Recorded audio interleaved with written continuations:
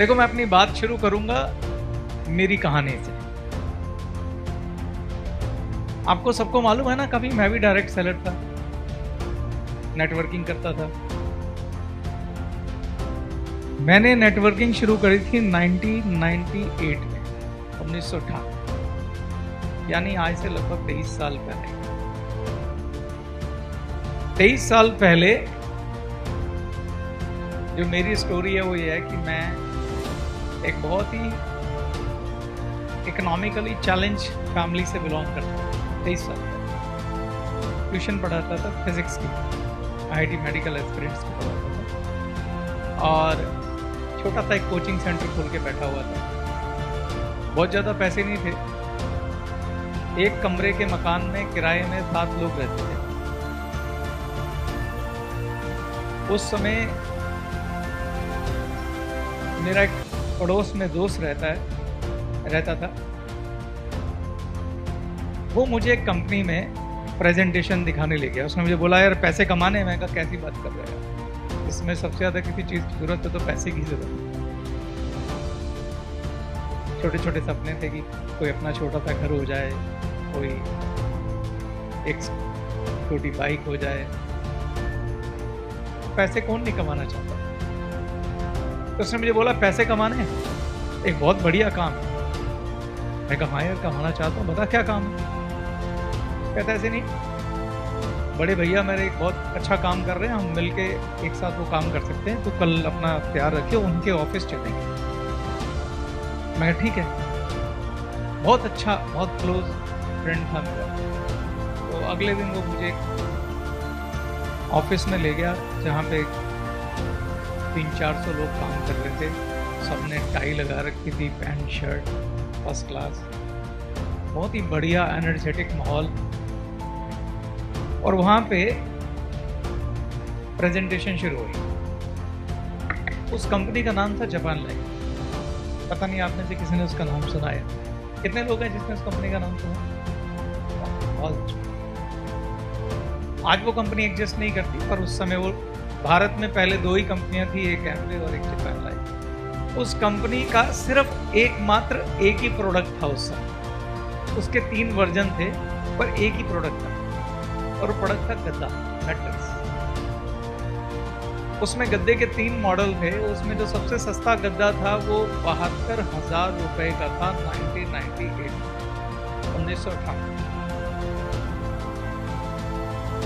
मैंने वो पूरा सेमिनार देखा, प्रेजेंटेशन देखी। शुरू में तो मुझे कुछ समझ नहीं आया, लेकिन तभी वहां कुछ लोगों ने स्टेज पर खड़े होकर शेयरिंग करी। वो बड़े नॉर्मल और आम लोग थे। कोई कह रहा था मैंने 2 लाख रुपए महीना कमाया है, मैं, कोई कहता था 4 लाख रुपए महीना कमा रहा हूँ, कोई कहता था 3 लाख महीना कमा रहा हूँ।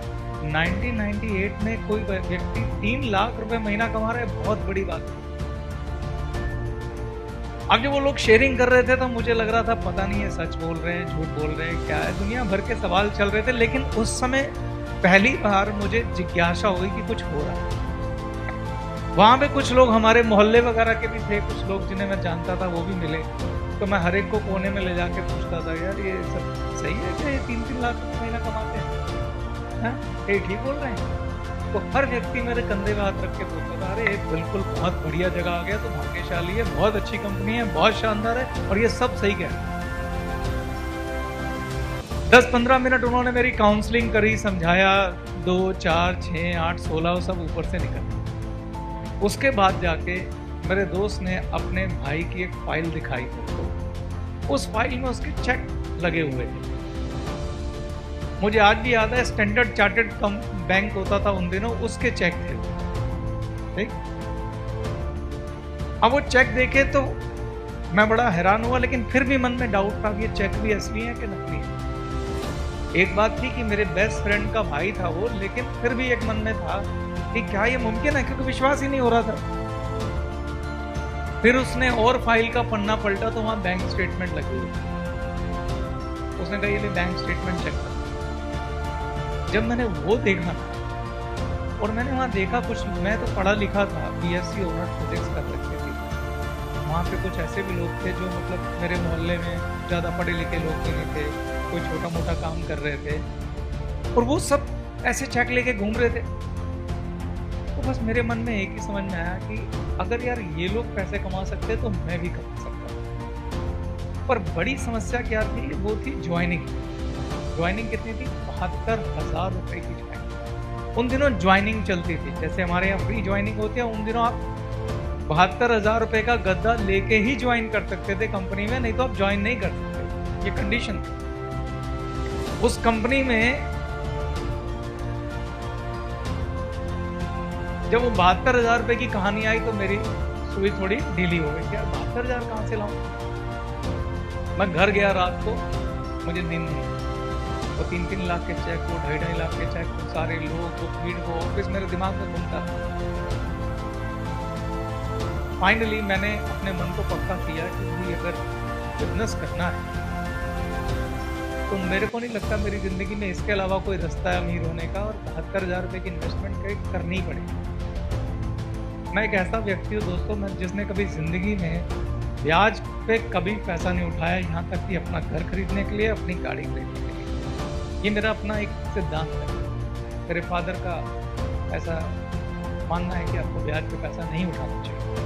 कितनी भी गरीबी रही, हमने ब्याज पे पैसा नहीं उठाया, मगर मैंने उस समय 40,000 रुपया ब्याज पे उठाया। आज तक पूरी लाइफ में एक ही बार पैसे उठाए ब्याज पे, वो 2 से 40 वहां ज्वाइन करने, और मैंने उस कंपनी को ज्वाइन किया। आप अंदाजा लगा सकते हैं कि 72,000 कितनी बड़ी रकम रही। आज से 21 साल पहले, 23 साल पहले 72,000 आज कितने के बराबर होंगे, कौन बता सकता है? 7-8 लाख रुपए। सोच के देखिए, अगर आपको बोला जाए 7-8 लाख रुपए इन्वेस्ट करने हैं और उसके बदले मिलेगा एक गद्दा, मैग्नेटिक थेरेपी वाला मैट्रेस, वो मिलेगा। कितने लोग हैं जो आप में से रेडी हो जाएंगे? कितने लोग हैं जो कहेंगे मैं ज्वाइन करना चाहता हूँ? और वो लड़का जिसके घर में किराए का घर है और 7 लोग रहते थे। हाँ, और ये मेरी कहानी नहीं है। यहाँ पे एक और शख्स बैठा है, सरब जी, एक और शख्स बैठा है अभिषेक, करण भी है, ये भी जापान लाइफ में थे, मेरी डाउनलाइन पे थे। प्लीज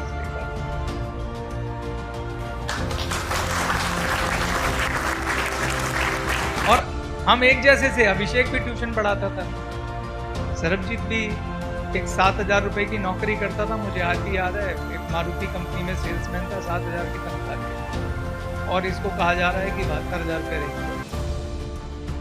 यानी कि आज के हिसाब से 7-8 लाख रुपए रेंज। आप में से कोई भी हाथ नहीं खड़ा कर रहा कि 7-8 लाख रुपए। तो फिर मैंने कैसे हाथ खड़ा कर लिया था, या सरबजीत ने कैसे ज्वाइन कर लिया था, अभिषेक ने कैसे ज्वाइन कर लिया? हम सब लोअर मिडिल क्लास फैमिली के लोग थे, कैसे ज्वाइन कर लिया? कोई बता सकता है? वहाँ की एनर्जी, वहाँ का माहौल, वहाँ की शेयरिंग देखकर आपको लगा कि यहाँ से मैं भी बड़े पैसे कमा सकता हूँ। बहुत बढ़िया, काफी करीब हैं। एक और हाथ खड़ा हुआ है। सर, मेरा नाम परमानंद कोटले है, मैं छत्तीसगढ़ से हूँ। जो आपने शेयरिंग किया उसके हिसाब से मैं कंक्लूज़न में आया हूँ कि आप ज्वाइनिंग एविडेंस और एग्जाम्पल को देख करके किए, और अपने आप को वहाँ पे पुट अप करके देखे कि जब इतने सारे लोग हैं, जब ये लोग कर सकते हैं, ये लोग जब 2-2, 3-3 लाख रुपया कमा सकते हैं, तो शायद मैं भी 2-3 लाख रुपया कमा सकता हूँ और मैं अपनी लाइफ को बदल सकता हूँ। बहुत सुंदर आंसर, बहुत ही बढ़िया आंसर, और यही सच भी था। Thank you. आप खुद को भी देख के समझिए। देखिए, मैं एक गरीब घर का बच्चा था,